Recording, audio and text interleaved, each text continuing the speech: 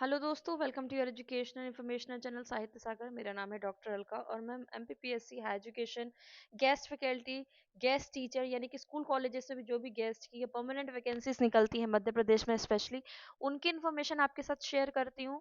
तो आप भी अगर इन टॉपिक्स पर इंटरेस्टेड हैं, आप भी इस क्षेत्र से जुड़े हुए हैं, तो आप हमारे चैनल को ज्वाइन कर सकते हैं।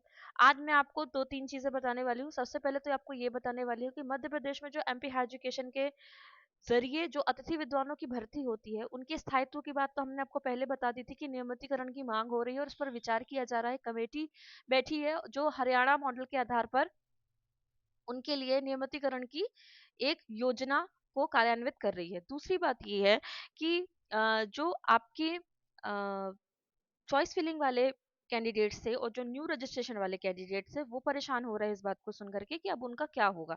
तो हम थोड़ी थोड़ी बस उनके लिए बात करेंगे। सबसे पहले मैं आपको ये बता दूं कि स्थायित्व की बात हमने की थी एमपी एजुकेशन में कि जो अतिथि विद्वान है वो अपने क्या नियमितीकरण की मांग कर रहे हैं, नियमित होने की मांग कर रहे हैं। इसके साथ ही साथ एक नए प्रस्ताव में अगर हम देखें तो एक नया प्रस्ताव ये भी मांगा गया है कि जो अतिथि विद्वान है उनका जो वेतन है हरियाणा मॉडल के ही अनुसार, उसी मॉडल के अगर हम लेकर चलेंगे तो उससे उनका वेतन क्या है, उनका वेतन अभी जितना है उससे ज्यादा उनका वेतन बढ़ जाएगा। कितना बढ़ जाएगा? 1.5 गुना बढ़ जाएगा।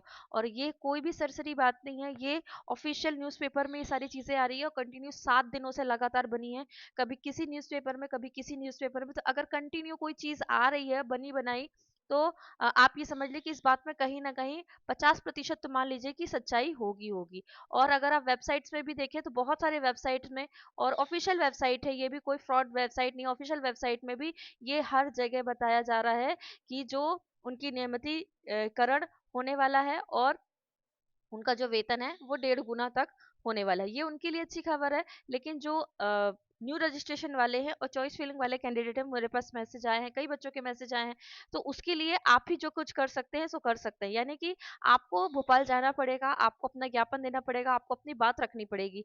यहाँ घर बैठे बैठे या आपके जिले से सरकार तक बात नहीं पहुंचेगी, अधिकारियों तक बात नहीं पहुंचेगी जब तक समूह में आप अपना आवेदन, अपना ज्ञापन नहीं सौंपेंगे। कई बार ऐसा हो चुका है कि जो रजिस्टर्ड कैंडिडेट है और जो आपके जो रजिस्ट्रेशन का वेट कर रहे हैं, वो सब उन्होंने जाकर भोपाल में क्या किया है, ज्ञापन दिया है, आवेदन दिया है। लेकिन उससे ज्यादा मजबूती से जो कार्यरत अतिथि विद्वान है या फिर फॉलन आउट वाले अतिथि विद्वान है, वो ज्यादा उसमें कोशिश करते हैं, बशर्ते किसके, जो रजिस्टर्ड कैंडिडेट है और रजिस्ट्रेशन वाले कैंडिडेट है, वो उतनी मेहनत नहीं करते जितना कि जो कार्यरत अतिथि विद्वान है वो लोग करते हैं। वो चाहे अपने आर्थिक स्थिति से हो, चाहे शारीरिक स्थिति से हो, चाहे मानसिक स्थिति से हो, वो कंटिन्यू सरकार पर दबाव बना रहे हैं। तो अगर आप भी चाहते हैं तो आपको क्या करना पड़ेगा, अपना पक्ष सरकार तक रखना,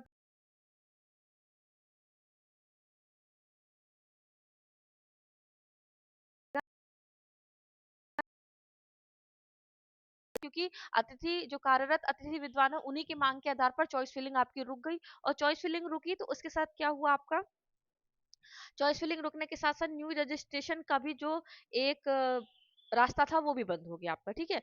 तो अगर आप चाहते हैं कि आपकी चॉइस फिलिंग हो या आपका रजिस्ट्रेशन हो, तो आपको अपनी मांगे कहाँ रखनी पड़ेंगी, आपको अपनी मांगे उच्च शिक्षा विभाग पर रखनी पड़ेंगी, सरकार के सामने रखनी पड़ेंगी। जब तक आप सरकार के सामने अपनी मांग, अपनी शिकायतें नहीं दर्ज कराएंगे, तब तक वहां से आपको कोई भी आश्वासन नहीं मिलेगा, कोई भी आपके लिए वहां पर पक्ष नहीं उठाएगा।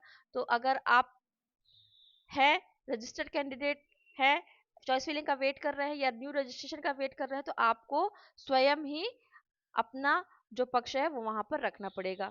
मुझसे, मेरे चैनल के माध्यम से क्या हो सकता है, सिर्फ आपको सूचनाएं दी जा सकती हैं। चैनल के माध्यम से कोई बड़ा एक आंदोलन नहीं खड़ा किया जा सकता है ना। तो आपके लिए तो मेरी यही सलाह है कि आप क्या करें, अपना जो जो भी शिकायतें हैं आपकी, तो आप जाके वहाँ उच्च शिक्षा विभाग में दर्ज कराएं। और अभी